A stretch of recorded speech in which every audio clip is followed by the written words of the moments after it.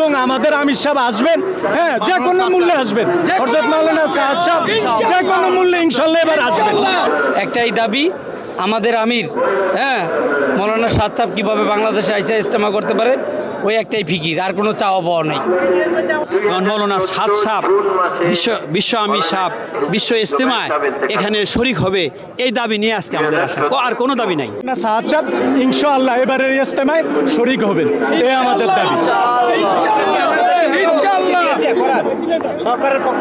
সরকারের কাছে আমরা দাবি জানাইতেছি, ওনারা 7 বছর আমাদেরকে বুঝে আসছেন যে আপনারা এরপরে থেকে প্রথম করেন, এরপরে থেকে প্রথম করেন, এরকম ভাবে 7 বছর আমাদেরকে এভাবে বলে আসছে।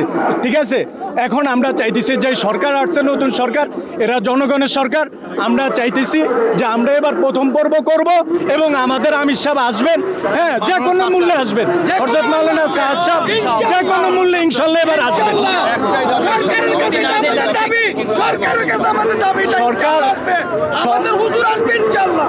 সরকার কেন দিবে না?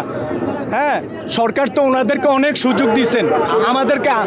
ওনারা যেরকম বাংলাদেশের জনগণ, আমরাও এরকম বাংলাদেশের জনগণ, আমাদেরও এরকম অধিকার আছে। হ্যাঁ, ওনারা তো 7 বছর ওনাদের অধিকার নিছেন। হ্যাঁ, আমরা এখন আমাদের অধিকার চাই। আমাদের আমির সাহেব আসবেন এবং কি আমরা প্রথম ইজতেমা ইনশাআল্লাহ এবার করব। আপনাদের এই কারণে সাধারণ মানুষের কাছে একটা ভুল বার্তা যাচ্ছে। আমাকে কর্মসূচি ওরকম না, আমাকে মৌলানা সাদ সাহেব দামাত বরকাতুহু কীভাবে বাংলাদেশে আইসা ইজতেমা করতে পারে, ওই একটাই উদ্দেশ্য। সারা পৃথিবীর মানুষ কীভাবে জান্নাত থেকে বাচ্চা জান্নাতে যাইতে পারে, ওই একটাই ফিকির। একই আল্লাহ, একই রাসূল, একই নবী, আমাকে ভিতর কোনো ভেদাভেদ নাই। ঠিক আছে, আর আমাকে কোনো চাওয়া পাওয়া নাই। একটাই দাবি, আমাদের আমির, হ্যাঁ, মৌলানা সাদ সাহেব কীভাবে বাংলাদেশে আইসা ইজতেমা করতে পারে, ওই একটাই ফিকির, আর কোনো চাওয়া পাওয়া নাই।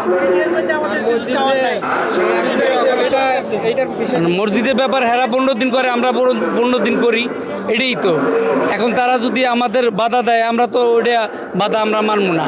আমাকে আমল হেরা যেরকম আমল করে, আমরাও আমল করব। আমরা তো নতুন করে আমরা কোনো দল গঠন করি নাই, মূল ধারা, হ্যাঁ, গাছের শিকড়। যে উদ্দেশ্য হচ্ছে আমাদের মৌলানা সাদ সাহেব আমাদের বিশ্ব আমির, এই আমাদের বিশ্ব ইজতেমায় সে আসবে, এই উদ্দেশ্যে আমাদের আশা। আর আমাদের যে দাবি, আমাদের কাকরাইল মসজিদ এটা আমাদেরকে দিবে মৌলানা সাদ সাহেব বিশ্ব আমির সাহেব বিশ্ব ইজতেমায় এখানে শরীক হবে, এই দাবি নিয়ে আজকে আমাদের আশা, আর কোনো দাবি নাই। মসজিদ তো আসলে এটা নিজামুদ্দিন মার্কাজেরই মসজিদ, সেখান থেকে ওয়াকফ করা, আমরা তো পুরোটাই চাই। তারপরে মুরব্বিরা আছে, হ্যাঁ, মসজিদ, হ্যাঁ, 2 দলকে ভাগ করে দেওয়া হয়েছে, যদিও আমরা 2 সপ্তাহ বড়দের ফায়সালা অনুযায়ী আমরা এটা করেছি। এই জন্য আমরা চাইতেছি যে আমাদের মার্কাজটা, পুরো মার্কাজটা আমাদের দিয়ে দেখ, আমাদের নিজেদের মার্কাজ নিজেদের দিয়ে দেখ। নিজামুদ্দিন মার্কাজকে যারা মাইনা মেহনত করবে তাদের জন্য এই কাকরাইল মার্কাজ। নবী এলাকাস দ্বন্দ্বটা তৃতীয় পক্ষে এসে আমাদের সাথে করতে আছে। আমরা কোথাও দ্বন্দ্ব করি না। আমরা বলি না যে অমুকে টঙ্গীর ইজতেমা আসতে পারবে না, এই কথা আমরা বলি না। আমরা বলি না যে জোবারপন্থী থেকে কাকেলে ঢুকতে পারবে না, তারা টঙ্গী ইজতেমায় ঢুকতে পারবে না, আমরা বলি না।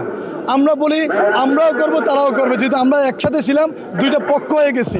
অতএব 2জন আলাদা আলাদা সরকার করে দিচ্ছে, একবার তারা করুক প্রথম, একবার আমরা করি প্রথম, এভাবে করুক। তাদের পর্বে তাদের মেহমান আসুক, আমাদের পর্বে আমাদের মেহমান।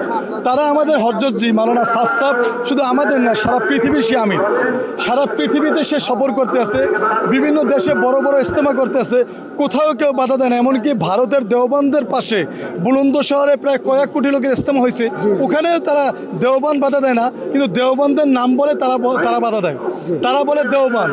আর দেওবন্দের যে প্রধান ওলামায়ে কেরাম মাওলানা আরশাদ মাদানী এবং সারা পৃথিবীর যে আপনার বড় আলেম মুফতি তরিক ওসমানী পাকিস্তানি, তারা 2জনই বলছে মাওলানা সাদ সাহেব হকের উপরে আছে এবং তাবলীগের দুই পক্ষই হক। এখানে তাদের ভিতরে একটা অভ্যন্তরীণ কোন্দল, এখন আমরা যত আমাদের সংবাদ সম্মেলন 4 তারিখ করে বা 6 তারিখ করছি, ওখানে আমরা স্পষ্টভাবে আমাদের যে ভাইরা আছে তাদেরকে বলছি ওলামা ইকরামের সাথে আমাদের কোনো দ্বন্দ্ব নাই, তাদেরকে এবং মাদ্রাসার ছেলেরা আমাদের সন্তান তুল্য, তাদের সাথে আমাদের মোকাবেলা আপনারা করাইয়েন না। আপনারা যদি মাওলানা সাদ সাহেবের ব্যাপারে যে অভিযোগ করতে আছেন, আমরা ভারতের দেওবন্দের আরশাদ মাদানী এবং পাকিস্তানের তর্কি উসমানী বিচারক থাকবে, বাংলাদেশ সরকারের উপদেষ্টারা থাকবে, বাইতুল মোকাররমে আমাদের একটা বিতর্ক হবে, সারা বাংলাদেশের সমস্ত ইলেকট্রিক মিডিয়া এখানে উপস্থিত থাকবে, সরাসরি লাইভ প্রচার করবে। ওখানে বসে ওই 2 বিচারক যাদেরকে তারাও মানে দেওবন্দের, তারা যে সিদ্ধান্ত দেবে আমরা সেটা মানবো। এটা আমরা ওপেন চ্যালেঞ্জ দিয়েছি, তারা গ্রহণ করে নাই। তার মানে বোঝা যায় তারা শুধু রাজনৈতিক চক্রান্ত হিসাবে আমাদের তাবলিগের মেহনতকে কুলুষিত করার জন্য এই রকমের চক্রান্ত করছে।